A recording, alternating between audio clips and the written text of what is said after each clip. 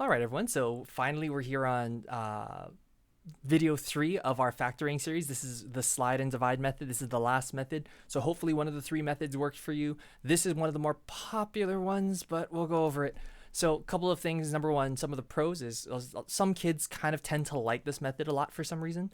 It has a pattern kind of like AC factoring, so as long as you follow the steps, you'll be all right. And it has a fun name.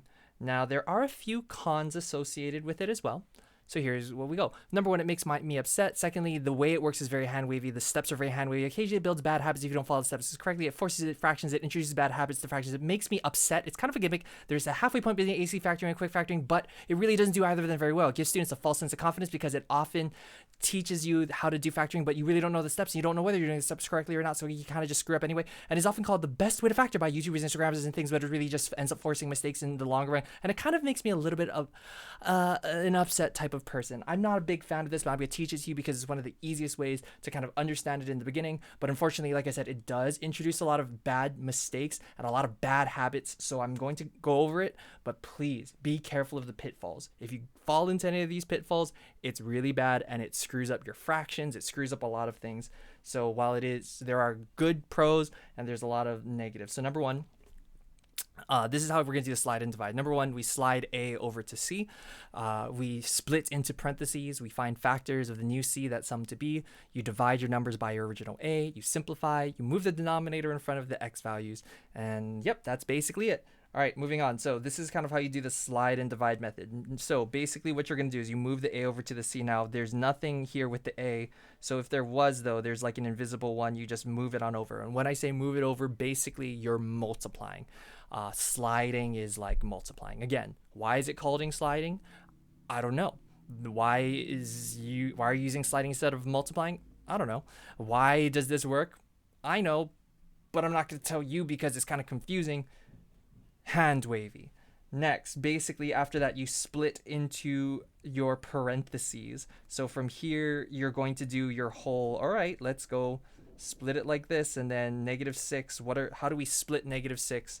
What are factors of -6 that add up to 5? So you're going to have x, and then you just say, what are the factors of 6 that add up to 5? So we're going to have +6 and -1 plus 6 minus 1, kind of like how quick factoring works. But the nice thing about this is there are no A terms, so it makes your splitting a little easier because this is always going to be X and this is always going to be X. So again, that's why it's kind of better than quick factoring, sort of. Next, after that, you divide your numbers by your original A. So in this case, it's 1 over 1 over 1. And then after that, you simplify. So it's x plus 6 times by x minus 1. And then that's it. This case was really simple. This is how you're going to factor. Now, if you liked this, keep watching. Let's show you a more difficult one. So this is kind of how it really works. The problem with a lot of these factorings is when you have an A term, because that makes it a little more difficult. So what we're going to do is we're going to slide the A over to the C. So we're going to get x squared plus x minus 12. Now from here, we do our split into parentheses kind of thing, and this is going to be x and this is going to be x. Again, the nice thing about this compared to quick factoring is this is always going to be x and x here. Then after that, you find what are the factors of -12 that add up to x, and if you're kind of quicker, you might notice, all right, it's 4 and -3. So we go +4 minus 3. And then after that, you divide your numbers by your original x. Now, your original x was 3, so you divide this by 3, and you divide this by 3. You don't divide your x's, you only divide your whole numbers, or your numbers, I should say. Then from here, after that, you simplify. So it's x plus 4 over 3 times by x minus 1. And then that's your simplifying. And then finally, you move the denominators in front of your values. So we have 3x plus 4 times by x minus 1. And that's your final answer. Now again, this is the easiest method to teach, in my opinion. It's the easiest method to pick up, in my opinion. The problem, though, is there's no reason that you're allowed to do this moving into here.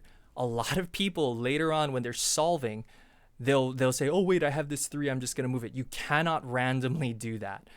This only works when you're using the slide and divide method. Just randomly picking this up and moving it there, again, it only works in the slide and divide method. So as long as you're able to separate it from normal mathematical rules and say, all right, this is just working for the slide and divide method, then it works. There are mathematical reasons why this works. It's a mathematically rigorous method, but at the same time too, because we're hand waving a lot of it because it's confusing to explain why, and the whole point of this is to kind of give you a shortcut method, then it's not worth explaining it, honestly. For those of you who are a little more mathematically intrigued, you're more than welcome to ask me. I can show you why this works. It's kind of a cool thing, but again, it forces fractions. It forces you to break certain rules of math. Like you would never be able to just take a denominator and move it in any other situation. And it undoes certain rules and practices that I've been trying to teach you. The nice thing is these are way quicker than the previous videos that I've gone over. Even after my little rant, I did 2 problems in under 6 minutes, and still it's way quicker. So let's kind of go over one last example. So again, first thing we do is we slide a over to c. So we pick up this and we multiply it to my last one. So we have x squared plus 3x minus 40. And then you make your parentheses, parentheses, parentheses, parentheses, parentheses. These are always x. Then the way we fill in this part over here is we break down negative 40. What are the factors of negative 40 that add up to 3? Now, there are certain tricks to this, but what I would say is if your number is small, keep your numbers close together. Obviously, 40 and 1 aren't going to work. 10 and 4 probably aren't going to work. So we're going to use the closest numbers we have, which are 8 and 5. If you don't know how to factor this, unfortunately, that's just going to come with practice. You can honestly Google how to find factors that sum to this, and there's a lot of videos on this because factoring is kind of difficult, but it just takes time. You can also use prime factorization, where you break it down into like 2 times 2 times 2 times 2 times 5 or whatever, and you can do that as well. But again, at the end of the day, a lot of it comes down to practice. So I'm going to break it down into 8 and 5. So we're going to go 8 and 5. So this is going to be positive 8 and negative 5. So then 8 minus 5, that's going to be 3, not negative 3. It's positive 3. Yep, that's the one I want. So this is going to be plus 8 minus 5. So then from here, we have x plus 8, x minus 5. And then don't forget, this is where a lot of people get screwed up, is they don't remember to divide by the original a. So then you have to divide both of these by 4. And then you simplify x plus 2 times by x minus 5 over 4. And then wherever there's fractions, you just move it to the front. So your final answer is x plus 2 times by x minus, or 4x minus 5. And this is how you do the slide and divide method. Again, this is my least favorite method because it's not mathematically rigorous, but I understand that a lot of you guys will be confused by the other 2 methods. So I'm going to just allow you to use this one. If you have more questions on it, let me know. If you have questions on the other 2, again, let me know.